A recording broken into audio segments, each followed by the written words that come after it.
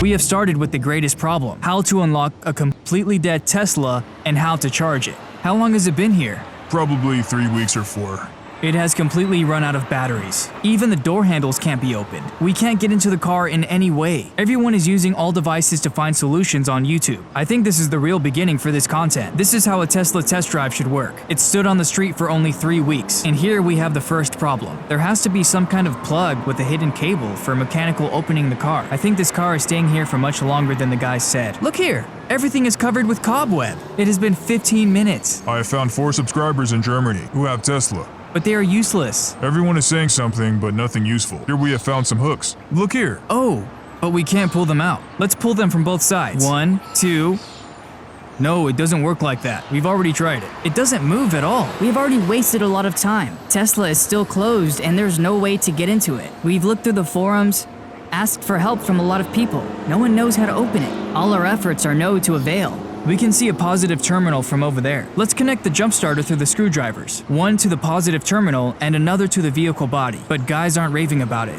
Although Igor says it's a good idea. Yeah, good. If we are talking about a village truck. Actually, it can work out. Shall we try? Show me. Where is it? Yeah, I like it. The camera's still on. This is my content. Positive, negative, ready, steady, go. Ta-da! We did it! No way! Great! Door is open. Dude, 2 screwdrivers and a jump starter, and we are done. It really worked out. There are no buttons under the hood at all. It can only be opened from the interior. Here there is a large screen. We have to click here and that's it. There are no other options. The front trunk looks quite small, but there is another much bigger trunk. Our next step is to charge it a little from the outlet, so we can get to the EV charging station and get a full battery. It is not so easy. We must have some special card or registration to use their services. It's a new trouble. I didn't expect it at all.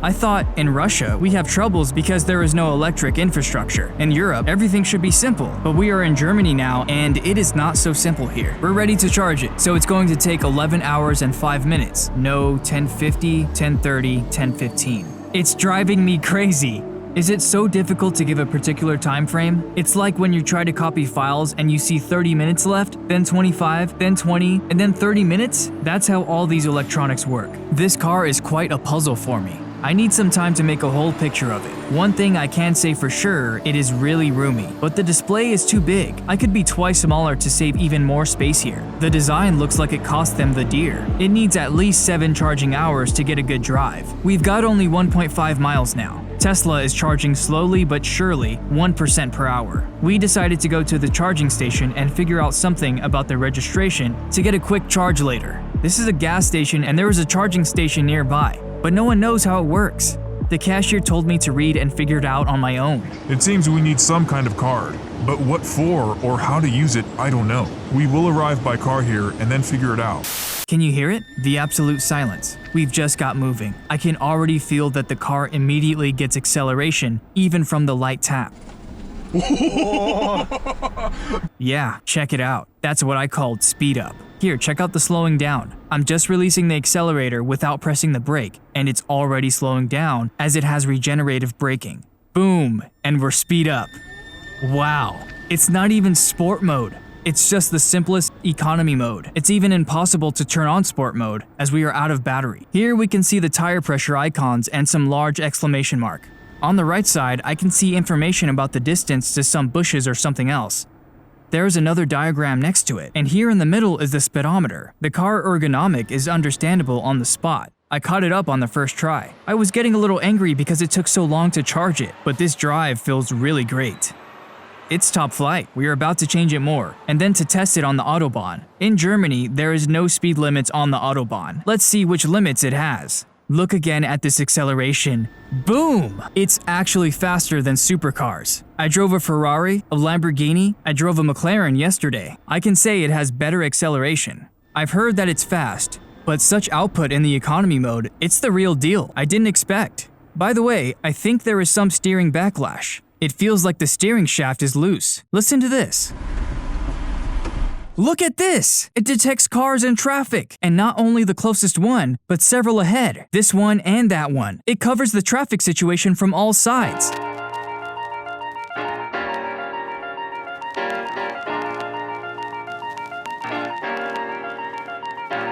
Guys, the camera is the top HD quality.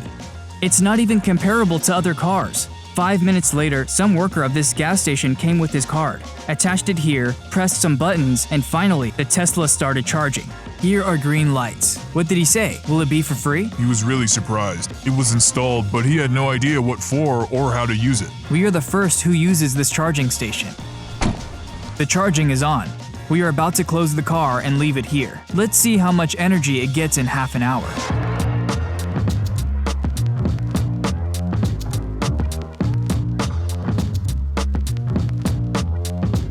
This is the main disadvantage of an electric car. You can't just drive up, take 3 minutes to fill up a tank, and go on. If the battery is dead for some reason, we drove for a long time or forgot to charge it, or it just stood on the parking lot for a long time, you will need time to get it to work. We are going to use this accelerated charging, but it still will take a very long time.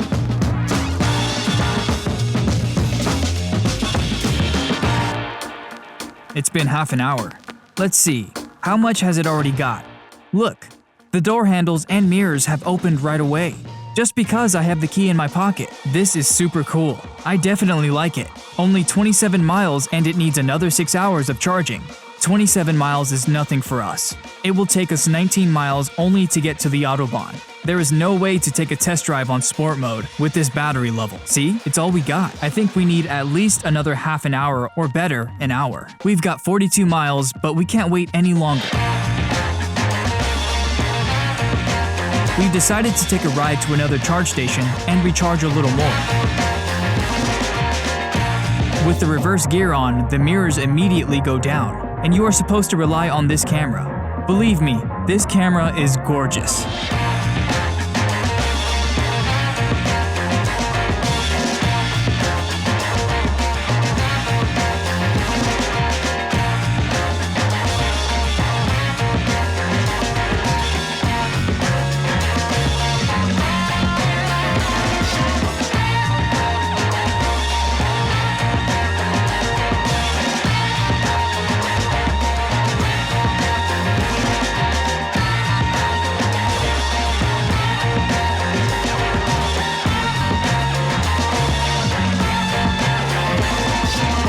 After washing, I'm ready to talk about the design of the cars. Honestly, I don't really like it. If you close the Tesla icon, it looks like a typical car of Korea's automobile industry. There is nothing special about it. Of course, there are these sharp lines and so on, but it doesn't really look like a car from the future. BMW i8, in comparison with it, has a much more futuristic design. Even the doors open in such an ordinary way. It is so average. If we put some Hyundai logo, no one will ever notice this car. But when you see the Tesla logo, you know the sky-high price for this car and about the awesome technologies inside. Then you pay respect to this car. But I still want to take a good look at the inside of this car. The air conditioner on position 11 sounds very strange, as if something is crackling like crickets. And the fourth one sounds like the plane landing or the vacuum cleaner working. It's a rather strange feeling. The car itself is silent, but the air conditioner makes such weird sounds.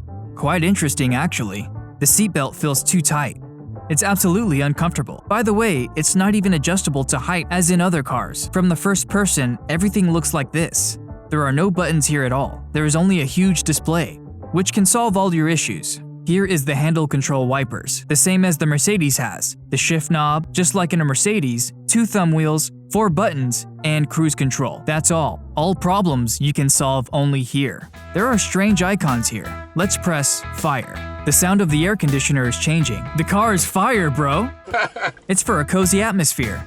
Just turn it on and you are blessing out. Let's roast sausages. We've chosen other mode. There is some tune and we have strange animation. The snow is falling and Santa Claus is sitting. There is some strange writing on a yellow background. Look, I've added a tune. Do you want to fine for the copyright? Okay, let's turn all this off. It didn't turn off. What the hell is going on? Let's try this. Well, it's a really strange vehicle. How to turn off this display? I think the coolest mode is when it's turned off. By the way, we already have only 39 miles, not 42 miles. We've stood for 3 miles. It's an incredibly strange feeling when I'm driving at high speed with absolute silence in the car. There is no engine sound and at the same time, there's quite a good soundproofing. It feels like some kind of vacuum. It's like you are in a studio booth. You put on your headphones and there is just like this white noise. But it's everywhere. Meanwhile, you can easily press the accelerator and the car instantly just presses you into the seat. It accelerates 12 to 18 miles per second. There is no kickdown, no delayed engagement, just instant reaction, and it just drives you crazy.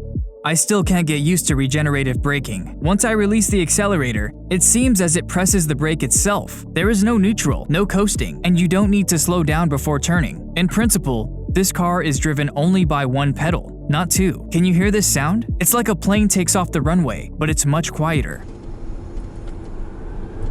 Well, here is the Autobahn. There's the traffic. There is just instant acceleration to 50, 60, 70 miles per hour. Here is some car ahead. There is an absolutely insane acceleration jump. In just 1 second, you can immediately get up to the necessary speed on the minimum acceleration lane and integrate into the traffic. This is very convenient. There is an all-wheel drive, absolute adhesion in every second, and full control of the road. The speed is 50 miles per hour. I'm pulling into the left lane and hitting the accelerator. Let's go. It's 60, 70, 80, 90, 100, 110, 120, 125 miles per hour. It's 125 miles per hour. Nevertheless, the control of the car is very good. The car is fully attached to the ground. I feel safe driving, but at the same time, the battery charge is instantly decreasing a mile per second. Here it is, 16. We won't even get to the charge station. We definitely should slow down, and we're using not a brake pedal, but regenerative braking. I'm just releasing the accelerator and it's already slowing down. Just like a plane, believe me. It has such traction there is no peak engine torque, there is no moment before the boost. There is nothing of that. This is cooler than the naturally aspirated engine. There is an electric motor that works from the first to the last second without delayed engagement, without kickdown, without compromise.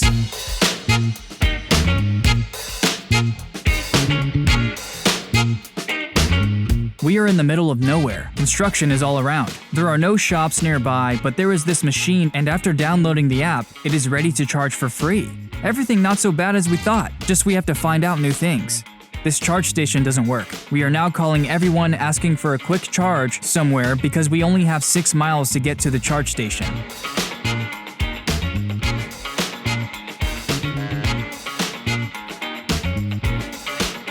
We have often compared this car with an iPhone. Now we are all guessing together when it's written 4 miles. Oh no, 3 miles. But we haven't driven a mile, so we are guessing if it will be as an iPhone showing 1%, but it will still work for a long time. Remember, we are arguing about the fact that when the fuel warning light is on and the gauge at 0, it can still drive a lot. Perhaps the same principle was applied here, that how the age of modern technologies look alike. Okay, we have outlet. I'm sure for 100% that we need to download some application again. It won't give you electricity that easily, but it's better than nothing. Until we get power from this machine, we're not going anywhere. I think so too. Don't we have this one? It's a failure. It's a total failure.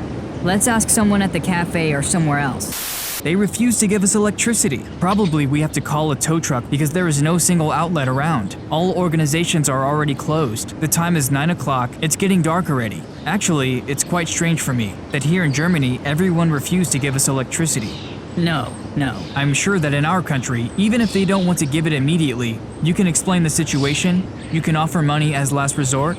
Well, really as last resort. I'm sure that in any place they would have already given electricity. We would have had someone lower the extension cable from window. Only a few percent are left and the car decided to turn on the headlights. There's some station in a mile. In a mile? Yes.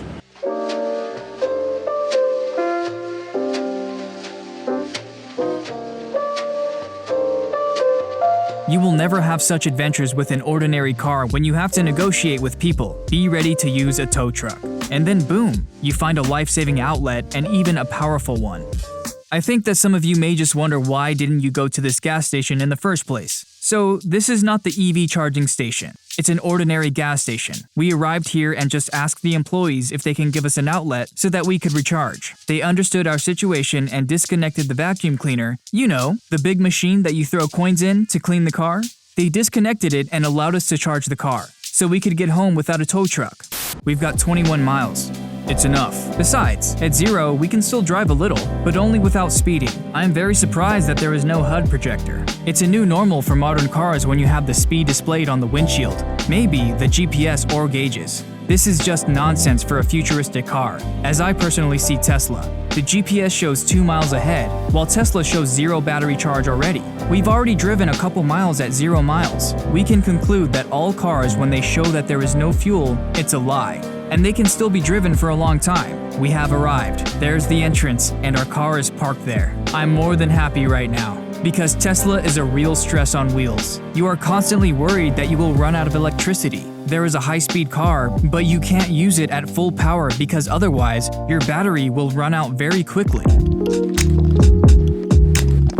It turned out that by the time we got here, the office was already closed, and everyone had left. We can't return the car and take our own. This Tesla turns on the headlights itself when I approach it, even with 0 battery. I didn't even open it.